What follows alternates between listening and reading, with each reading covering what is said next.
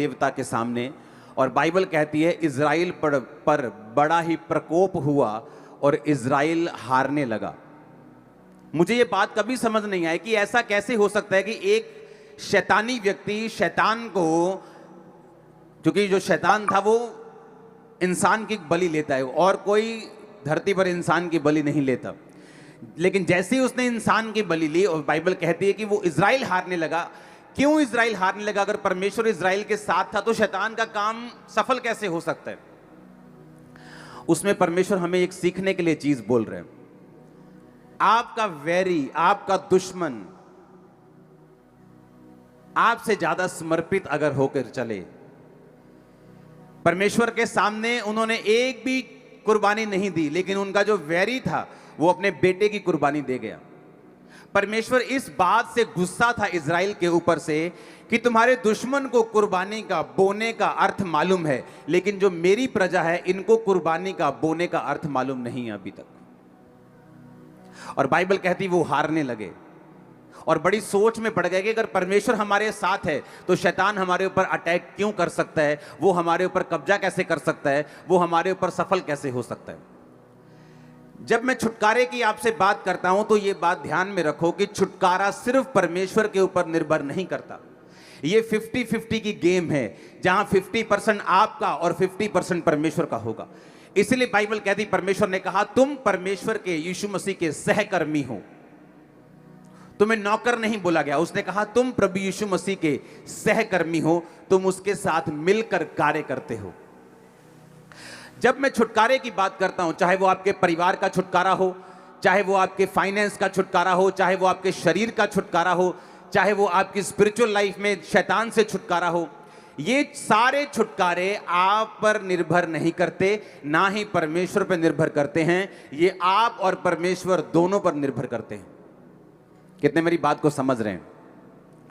इसलिए जब हम वचन में चलते हैं हमें मालूम होता है कि परमेश्वर आपको छुटकारा देना चाहता है, लेकिन मुझे परमेश्वर के वचन की शिक्षा को लेना होगा, मुझे छुटकारे की शिक्षा को लेना होगा, मुझे परमेश्वर को और शैतान की चीज़ों को समझना होगा, और उस रीति के साथ वो छुटकारा जो मैं अपने परिवार का चाहता हूँ, अपने फाइनेंस का चाहता हूँ, अपनी ज़िंदगी का चाहता हूँ, मेरी ज़िंदगी में एंटर कर सकेगा।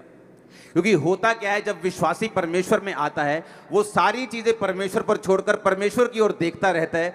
और बाइबल कहती, परमेश्वर ने कहा मैंने तुम्हें सांपों और बिच्छुओं को रौंदने का और शत्रु की सारी सामर्थ्य पर अधिकार दिया है, किसी भी वस्तु से तुम्हें कुछ भी हानि नहीं होगी।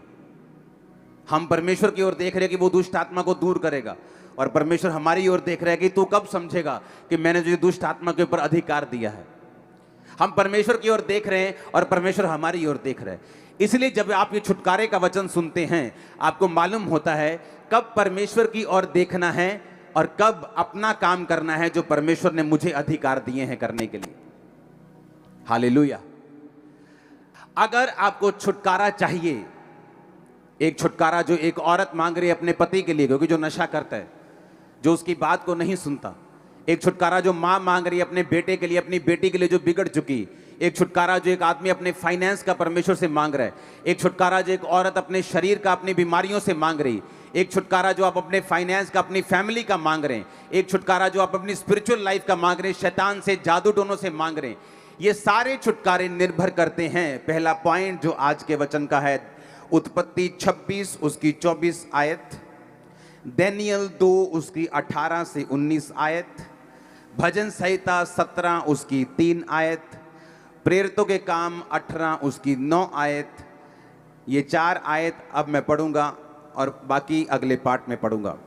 उत्पत्ति 26 उसकी 24 आयत लिखा, उसी दिन यहोवा ने रात को उसे दर्शन देकर कहा, मैं तेरे पिता अब्राहम का परमेश्वर हूं, मत डर, क्योंकि मैं तेरे साथ हूं और मैं अपने दास अब्राहम के कारण तुझे आशीष दूंगा और तेरा वंश बढ़ाऊंगा। सब बोलो आमीन। दानियेल 2 उसकी 18 से 19 आयत, इस भेद के विषय में स्वर्ग के परमेश्वर की दया के लिए यह कहकर प्रार्थना करो। दानियेल कहता है कि प्रार्थना करो कि बेबीलोन के और सब पंडितों के संग दानियेल और उसके संगी भी नष्ट ना किए जाएं। 19 आयत में लिखा, तब वह भेद दानियेल को रात के समय दर्शन के द्वारा प्रकट किया गया। इसहाक को परमेश्वर ने दर्शन दिया। बाइबल कहती है उसी दिन यहोवा ने रात को, उत्पत्ति 26 उसकी 24 आयत में लिखा। डैनियल को भी बाइबल कहती है परमेश्वर ने जब दर्शन दिया तो परमेश्वर ने कहा रात को। भजन संहिता 17 उसकी 3 आयत, खुदा तूने मुझे रात को विजिट किया है। भजन संहिता में कंप्लीट हिंदी में नहीं लिखा, उसने हिंदी में लिखा रात में तूने मुझे देखा है, यहां देखा नहीं है।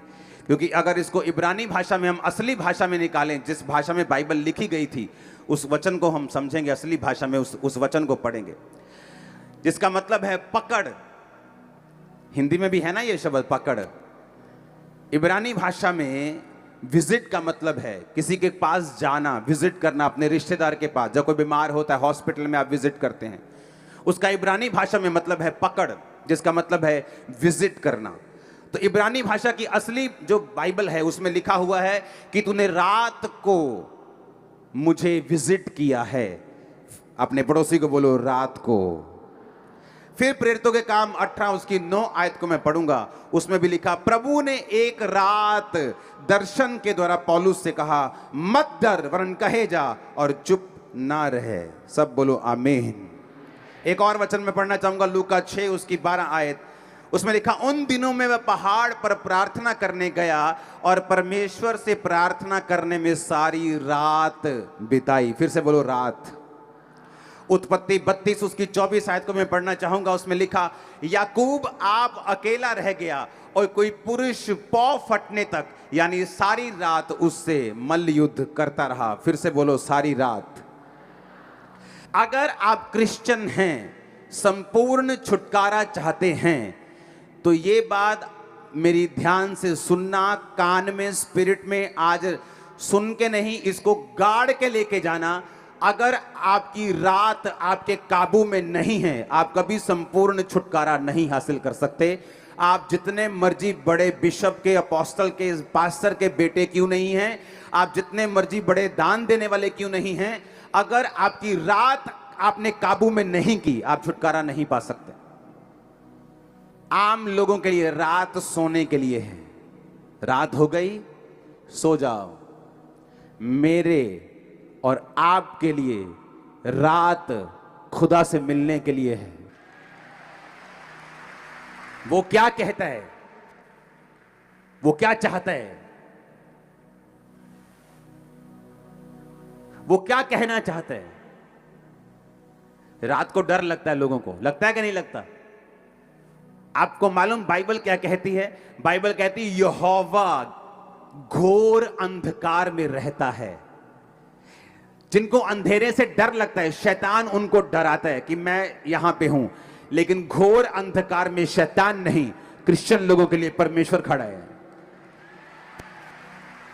जब रात होती है लोगों को डर लगता है क्योंकि शैतान उन्हें डराता है। क्रिश्चियन लोग नहीं डरते, क्यों? उसी रात को परमेश्वर दर्शन के द्वारा, सपने के द्वारा आपसे बात करके आपको छुड़ाने की कोशिश करता है और करता है। आप मेरी बात समझना ध्यान से। दूसरे लोगों के लिए रात सोने का टाइम है, एक क्रिश्चियन के लिए रात कम्युनिकेशन करने का, दर्शन देखने का, ड्रीम देखने का, खुदा से कांटेक्ट करने का, सुपरनैचुरल जहां नेचुरल से मिले, आसमानी ईश्वरीय ताकत जब आपकी ताकत से मिले, ये वो टाइम है।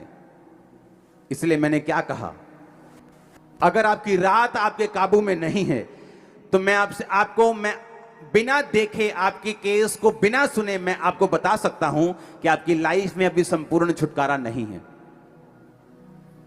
इसलिए रात को आप ब्लू फिल्में देखते हैं, रात को मोबाइल आपको खतरनाक तरीके से छेड़ता है, रात को आपको हर तरह के काम याद आते हैं, रात को जब नींद नहीं आनी चाहिए जिस टाइम आपको, तब भी आती। लेकिन अगर आप टीवी देखने जाएं फिर नींद नहीं आती, लेकिन अगर आप बाइबल पढ़ने लगे आपको नींद आने लगती है। आप मोबाइल पे चले जाए 2 घंटे आप देखते रहते हैं किसने क्या कमेंट किया, लेकिन अगर आप वही 2 घंटे में प्रेयर करने लग जाएं आपको नींद आने लगती है। आपको मालूम होना चाहिए कि शैतान कहीं ना कहीं आपके छुटकारे को रोकने की कोशिश कर रहे हैं। रात, उत्पत्ति 26-24 फिर से पढ़ो। उसी दिन यहोवा ने इसहाक को रात में, बोलो कहां पर? वो रात में उसके दर्शन में आया, रात को उसके सपने में आया। लेकिन लोगों को यह नहीं मालूम, जब आप अपने भाई से मिलने के लिए जाते हैं, जब आपकी बहन की बेटी की शादी होती है और आप 1 साल बाद उससे मिलने के लिए जाती हैं, आप कैसे जाती हैं? तैयार होके, अच्छे कपड़े डाल के, महंगा हो चाहे वो सस्ता हो, पर साफ सुथरे कपड़े डाल के, अच्छी तरह से तैयार होके, थोड़ा सा गिफ्ट लेके आप उससे मिलने के लिए जाते हैं। और क्रिश्चियन लोगों को मालूम है कि इस रात को ही परमेश्वर मुझे दर्शन देता है, पर वो तैयारी नहीं करते रात को परमेश्वर से मिलने की, वो तैयारी नहीं करते रात को परमेश्वर उन्हें टच कर सके, वो उस तैयारी के साथ नहीं सोते।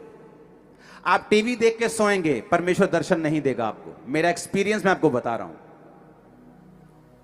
आप टीवी से कट होके रात को टीवी देखना सोने से पहले छोड़ दीजिए, मोबाइल देखना छोड़ दीजिए, फालतू की चीजें छोड़ दीजिए, जस्ट प्रेयर कर कीजिए और सो जाइए। देखिए क्या होता है आपकी लाइफ।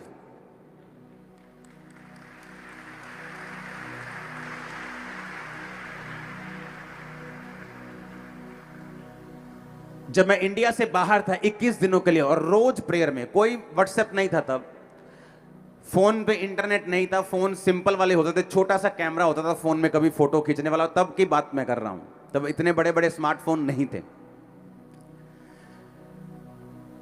और ना ही लोगों को मालूम होता कि स्मार्टफोन क्या। बस फोन होते थे अच्छे नोकिया के कैमरे वाले।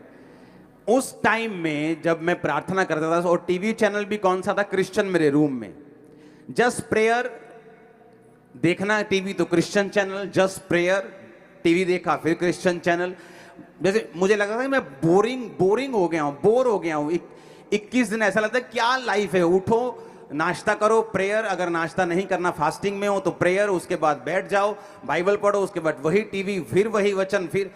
लेकिन आप इमेजिन करना, मुझे ऐसा हो गया था कि जब मैं सोता था और उठता था, मुझे ये नहीं मालूम होता कि दोपहर है कि रात है, क्योंकि वो सारा शेड्यूल ही मेरा ऐसा हो गया था कि मालूम नहीं कि कब दिन है कब रात है। रूम खिड़की खोलो तो मालूम होता है बाहर रोशनी है तो दिन है। आप इमेजिन करो, उन दिनों में परमेश्वर ऑलमोस्ट हर दूसरे या तीसरे दिन सपने में आके मुझे मसा करता था, मेरे सपने में आके, मेरे स्पिरिचुअल फादर के रूप में। और अगर परमेश्वर ने मेरे सिर पे हाथ रखा है ऐसे, अगर मेरे स्पिरिचुअल फादर ने मेरे सपने में आके, क्योंकि परमेश्वर अपने दासों के मुंह को इस्तेमाल करता है, हम आपके सपने में नहीं आ सकते, लेकिन वो अपने अभिषिक्त लोगों के फेस को यूज करता है आपके सपनों में। तो वो आके ऐसे मेरे सिर पे हाथ रखते थे, और जब मैं उठता था मुझे ऐसा लगता नहीं था, ऐसा पता था कि मेरा सिर ऐसे, जैसे किसी ने फिजिकली मेरे सिर पे हाथ रखा हो, और मुझे सामर्थ्य महसूस होती थी। और जब उन 21 दिनों के बाद जब मैं इंडिया वापस आया, आप उसको, तो आप क्रिश्चियन है तो आप अपने आप जीत जाएंगे, या आपको अपने आप छुटकारा मिल जाएगा। इसलिए मैंने कहा कल हम फास्टिंग प्रेयर करेंगे 40 डेज की। अब रोज चर्च में 40 दिन प्रार्थना होगी 9 से 5। आप फास्टिंग में आएंगे, प्रेयर करेंगे 5 बजे लंगर के साथ, आप अपनी फास्टिंग को खोलेंगे। हम प्रेयर करेंगे पंजाब के लिए, हम प्रेयर करेंगे जीतने के लिए। वैरी और दुश्मन आपके पांव के नीचे होगा, मैं आपको बता रहा हूं। लेकिन एक बात याद रखना, क्योंकि आप यहोवा को मानते हैं और जीसस को मानते हैं, इसका मतलब ये नहीं आप हर टाइम जीतेंगे। जब तक आप उस विक्ट्री के लिए, जब तक आप उस छुटकारे के लिए, जब तक आप उस जीत के लिए अपना प्रयत्न नहीं देंगे, अलर्ट नहीं होंगे, आप समर्पित नहीं होंगे, तब तक वो छुटकारा आपकी लाइफ में एंटर नहीं करता। अगर आपकी नाइट लाइफ आपके काबू में नहीं है, मेरा परिवार जानता है रात को मैं कहां होता हूं, मैं अपने प्रेयर रूम में जाता ही जाता हूं। अपनी प्रेयर करके मुझे वापस आना है, वो नाइट 11 बजे हो, वो 12 हो, वो 1 हो, वो 2 हो, लेकिन उस नाइट में मुझे प्रेयर करनी है। ये मेरी शुरू से आदत रही, जब से मैं मसीह में आया हूं। मुझे आज 18 साल हो गए, बैप्टिज्म डे है मेरा आज, 18 साल हो गए मुझे बैप्टिज्म लिए। तो मुझे मालूम है कि मुझे नाइट प्रेयर में जाना है। ये मेरी लाइफ का हिस्सा बन चुके हैं, ये मेरी लाइफ का एक अटूट हिस्सा बन चुका है। मैं एफर्टलेस हूं इस चीज में कि मुझे नाइट प्रेयर करनी है। मैं एफर्टलेस हूं कि मुझे मॉर्निंग अपनी पर्सनल प्रेयर करनी है। पर्सनल प्रेयर के पहले कोई काम मुझे पसंद नहीं। आप जितना मर्जी इंपॉर्टेंट इशू लेके आओ मेरे पास, लेकिन जब तक मैंने अपनी पर्सनल प्रेयर कंप्लीट नहीं की, ना तो मैं लोगों से मिलना चाहता हूं, ना मैं अपनी फैमिली से बात करके खुश हूं। मुझे पहले अपनी पर्सनल प्रेयर करनी है, उसके बाद मैं आऊंगा और बाकी सारे काम करूंगा। ये मेरी लाइफ है। मुझे मालूम है कि परमेश्वर ने मुझे छुटकारा दिया है, कैसे दिया है ये भी मुझे पता है, अब कैसे वो बना रहेगा ये भी मुझे पता है, और छुटकारा जो मुझे चाहिए मुझे कैसे मिलेगा ये भी मुझे पता है। और यीशु मसीह के नाम में आज से आपकी लाइफ प्रेयरफुल, आज से आपकी लाइफ समर्पित, आज